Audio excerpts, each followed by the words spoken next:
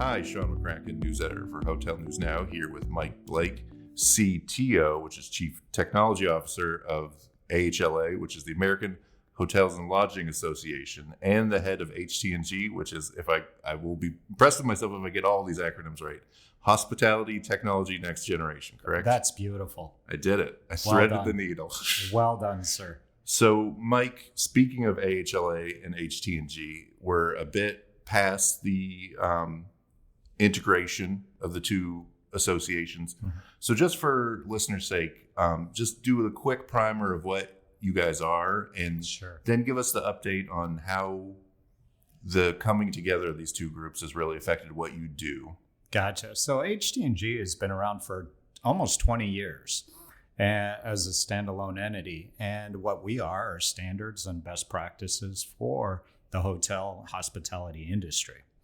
And it was seen that the hospitality decision was being actually it's changing, Sean. So it's no longer the IT and the finance guy getting together, cooking something up and saying, oh, let's do that technology.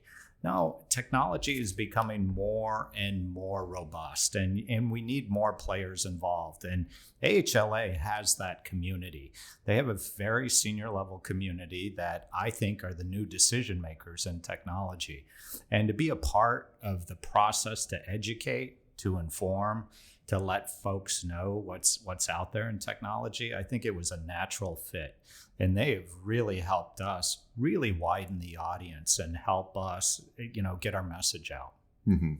One of the things I always found interesting about you guys on the HT&G side is there's a lot of associations in this industry and in every industry, and they all have their own missions, and they all, a lot of them, like AHLA, as great as they are, really focused on advocacy and awareness and just putting a message out there. You guys were really nuts and bolts, like finding problems, solving problems, and had a core group of membership that worked together in a really collaborative way to solve issues. And I'm wondering whether that mission's changed at all, and how the move into a bigger organization has affected. I mean, you were even saying you got a bigger audience now, and these are not all the, computer engineering focused folks that have been the core audience for so long. So I'm just wondering how that's changed, and whether it's improved things, whether it's just changed things. Yeah, I think the very nature of work groups are changing. Mm-hmm. But I do think that our mission hasn't changed, by the way. So we continue to do that, Sean. So we do have active work groups. Generally, we have 10 to 12 work groups going on at any given point in time. And we're still in that problem solving mode. And we're still in that, like we were 20 years ago when we were formed. It's all about solving problems and issues. And as Chip, the CEO of AHLA says, IT issues don't have borders. Mm-hmm. So we still have a global mission. And what you find is, the issues that happen in Wichita are the same that'll happen in Delhi, that happen in Europe. I mean, these issues around technology affect all of us. Mm-hmm. And if we can solve that problem once for everyone, much more effective than every single entity trying to solve it on their own. Mm-hmm. I wonder too, when you mentioned the idea of, a bigger audience and the type of people you're getting in the era of now.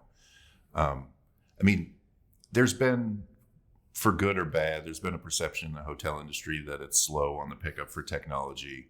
But seeing what you guys do and the hard work that people really put into solving problems, I'm wondering if getting an audience in the C-suite, which is, who you're dealing with at AHLA, has kind of, do you think that will help with that problem, or whether maybe that perception is not reality, but do you think that the big problems you guys are trying to solve, finding that new audience will help tackle that? Yeah. So let me poke a little bit at that, because I would have to say that I worked for a little hotel organization in my past.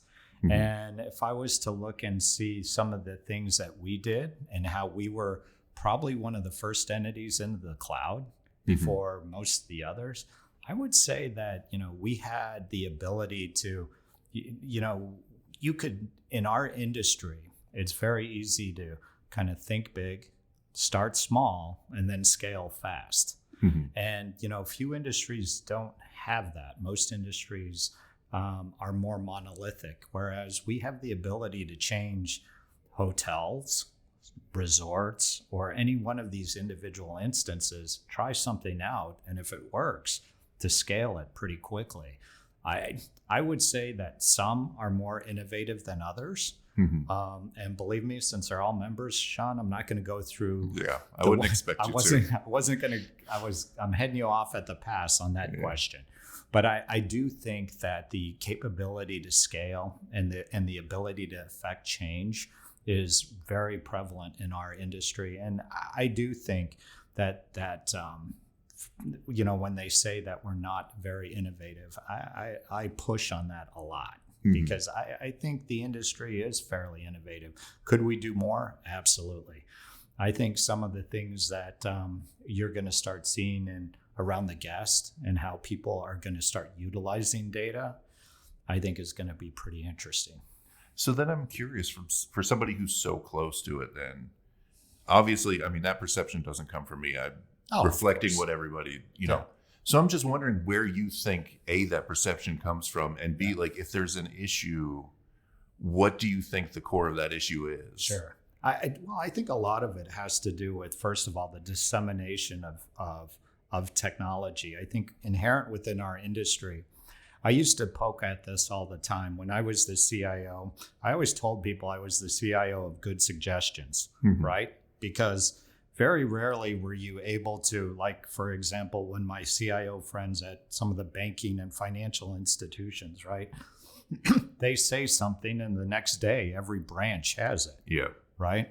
Whereas for me, it was more on the lines on we had to be better, faster, cheaper. We had to have a case.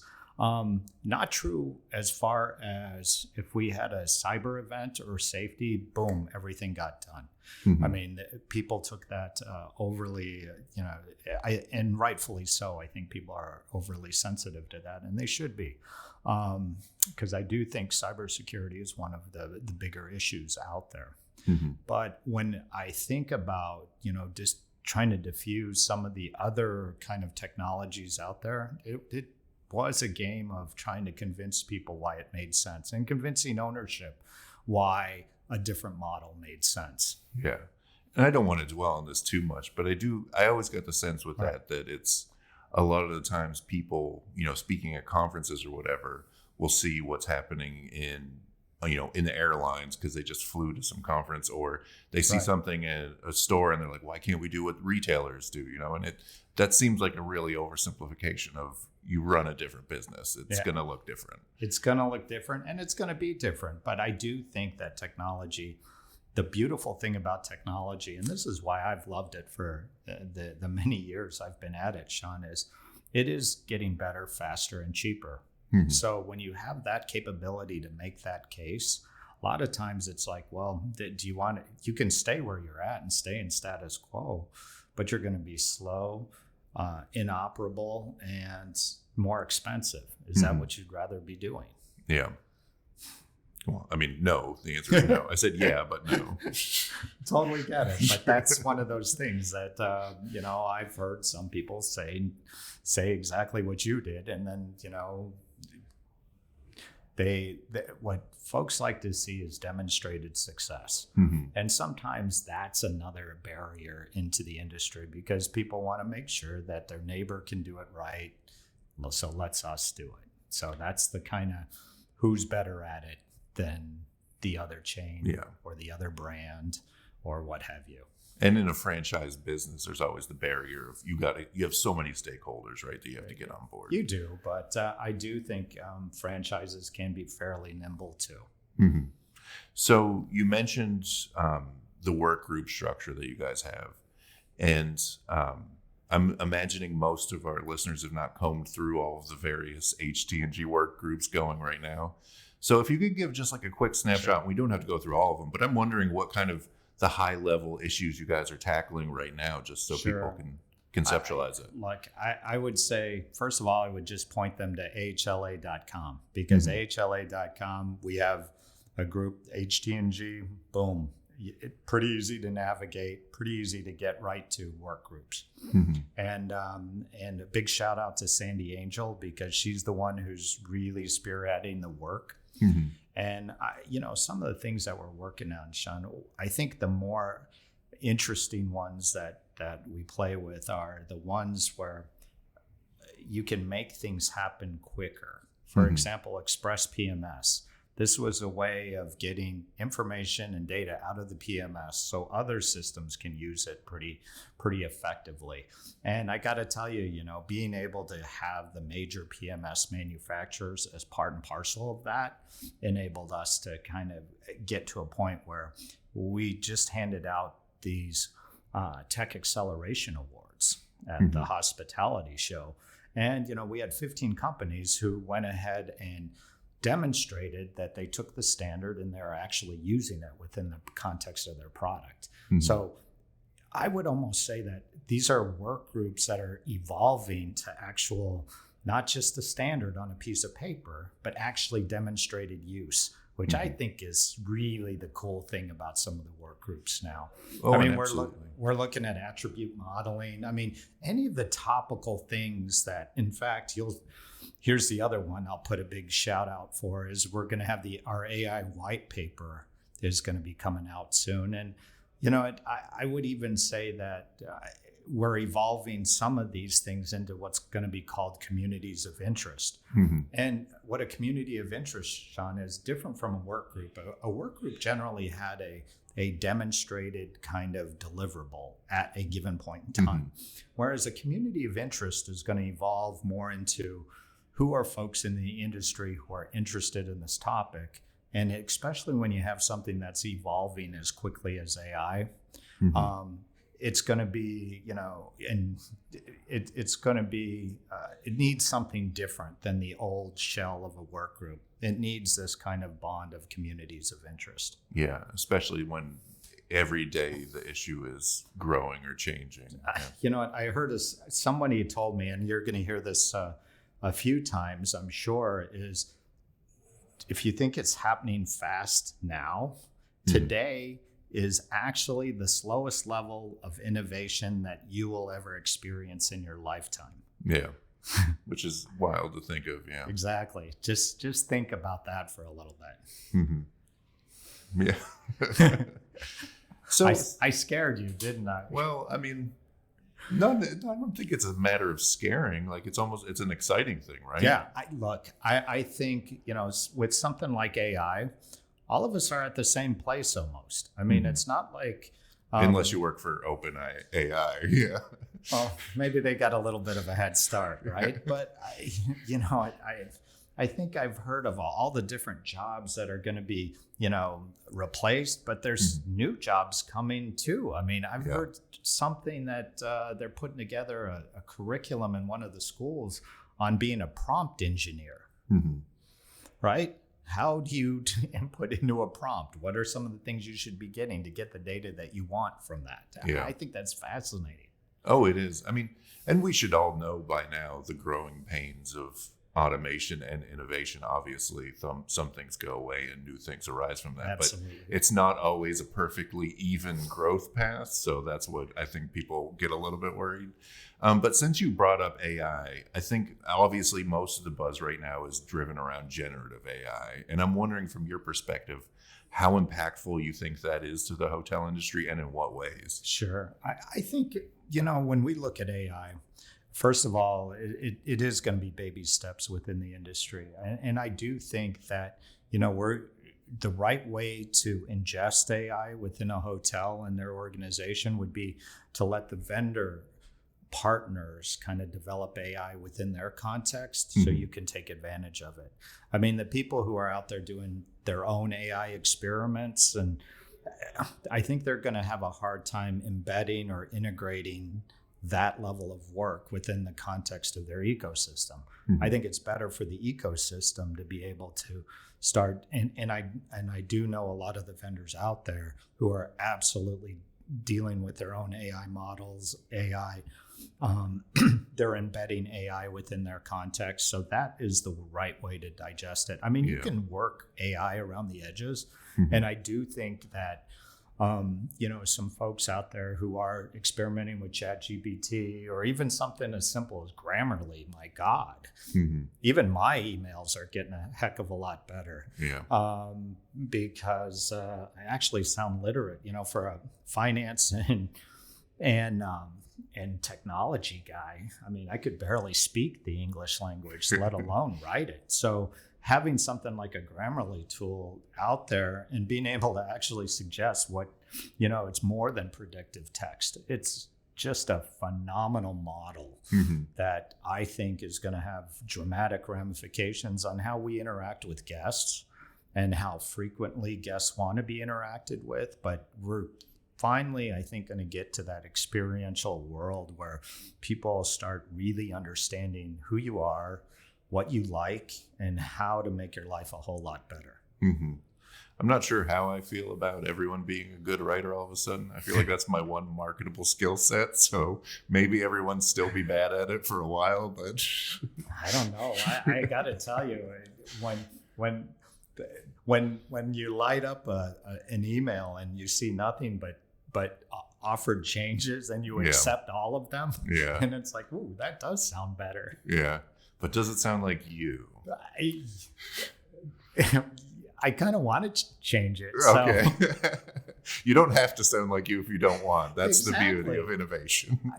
I do think that, as we start, and believe me, I think there's some people who are, there are some, as with any technology, you got that 1.5 to 3% of bad actors out there, right? Because, there's folks out there where you can actually buy an AI model to write, malicious code. Yeah. So, there's always going to be, I think, bad actors. And I just, I would hate to see that we would regulate kind of this entire space because of the tails and the 3%. Yeah. I do wonder, regardless of percentages, how serious of a cybersecurity threat you see AI as being. Yeah, look, I am very concerned and worried about the ingestion of data. And I think when people start going heavily into the AI models and ingest their own data, I think that's the part where you have to really understand, where is your data going? Is it getting shared? How, what are these companies that are relatively new? How are they protecting your data, right? Yeah. Because right now, when you do something with a ChatGPT or what have you, they're not really using their data. They're using more publicly available. Those large language, those LLM models, right, are going out and scraping data that's available, publicly available, right? But when you start ingesting your data, Sean, that's when you got to start saying, okay, well, there's certain advantages, right? If you're able to put every single email that you've ever written, right, into this large language model, of course, when it comes out, it's going to sound like you, right? It's going to answer, probably respond very similarly to how you did in some point in the past. And you start doing that across your company, then you start getting different, I want to sound like the CEO, or I want to sound like the CFO, or we need to sound like which sounds like a phishing scam. It really does. Well, some of it is going to, I think there's going to be those models that ingest your data are the ones that I would be a little leery about right now. But the appeal of it too is so significant. We're sitting here at a conference for revenue managers. That's right. I imagine if I was a revenue manager who, talking about people who traditionally they're not hired necessarily for their communication skills. So if you could plug in charts and help that refine down an analysis and communicate to people the takeaways on it, like that's valuable. But at the same time, this is proprietary data that you have to be careful with. It is a double-edged sword for sure. It completely is. And it's one where, but once again, I hate to have people walk away with, I'm just going to shy away from it. Don't. Yeah. I think embrace it, ask the right questions, get involved, think of worst case scenarios. That's kind of what I always do, is sit back and say, what's the worst possible thing that can happen? And if it's something that'll damage your reputation in your business, then think twice before you do it. And every technology is scary at a certain point. I mean, I'm sure the wheel was at one point, and then we invented brakes, right? So there you go. So Mike, any other high level takeaways? Anything excite you about tech in the industry going forward? Well, I think when we looked at, I think there's a lot of exciting things. We talked about cybersecurity. We probably could spend another hour on privacy, and that's even more scary. And then, what I think is kind of neat are some of the things that are happening around sustainability. I think the things that are happening around robotics is pretty interesting. I think it's, when we talk about robotics, you think about, replacing everybody. But once again, I don't think it's a technology of replacement. It's more augmentation. Absolutely. Right. It's funny to think about that because it goes so back and forth on the perception. I mean, you think back to, Detroit in the 80s and the introduction of robotics into manufacturing. Right. And there's it destroys the economy. But at the same time, we always have this promise of a Jetsons future, right? Where everything is automated and our lives are easier. So when do we get to that point? Well, I think what's interesting is, there is a continued labor shortage within the industry. So we're consistently trying to recruit and retain and encourage people that hospitality is a good life to live. And but sometimes you can't get that barista from 11 to 1, so you put in a robot, and it just is fascinating that it can actually work on very limited basis, but it's kind of interesting that it can make your coffee. And there's so many use cases for automation where, every one of us have rote tasks that we wish we didn't have to do on a day-to-day basis. And if you weren't doing that, you'd be doing some other high-level task that makes your life better and your job better. And you just hope that we get to that point sooner rather than later. Oh, one day. I mean, even something as simple. But once again, the things that we're describing, it's not replacing anybody. Absolutely, yeah. It's absolutely helping kind of around the edges. So it's like one less task that you have to do. So this is absolutely not about, being able to do all of housekeeping or doing all of, the front desk, because that's not going to happen anytime soon. So my takeaway from this conversation is the future is bright. It's not always necessarily easy getting there, but we should keep plowing forward. Is that a fair assessment? I always say keep on keeping on. So let's go. All right. Well, I really appreciate you taking the time, Mike. This has been wonderful. Hey, Sean. Thank you. I'll be back anytime. You know that. Bye-bye.